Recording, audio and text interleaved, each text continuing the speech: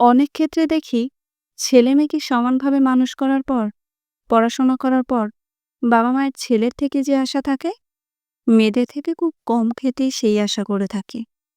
বাবা-মা অন্যভাবে ভাবেন, মেনে নিলাম। কিন্তু আমরাও কি সেইভাবেই ভাববো? সারাদিন স্বাধীনতা নিয়ে টুকিটাকি কথা বলবো, আর দিনের শেষে একটামের নিজেরটুকু চললেই যথেষ্ট বলে পার হয়ে যাব? ছেলে বাবা-মার জন্য করতে বাধ্য, আর মেয়ে করলে? মেয়ে হয়ে কত করে বললে আমাদের সম্মানে লাগবে না? শুধু নিজের পায়ে দাঁড়াতে পারা, নিজের শখ পূরণ করা, নিজের টার্মসে বাঁচার মধ্যে আদৌ কি সুখ আছে? না মনে হয় পাশের মানুষ ভালো না থাকলে ঘুরেও শান্তি নেই, খেয়েও শান্তি নেই, স্বাধীন হয়েও শান্তি নেই। শান্তি শুধু আছে যত সম্ভব মানুষের পাশে থাকায় এবং তাদের নিজের শখ পূরণ করায়।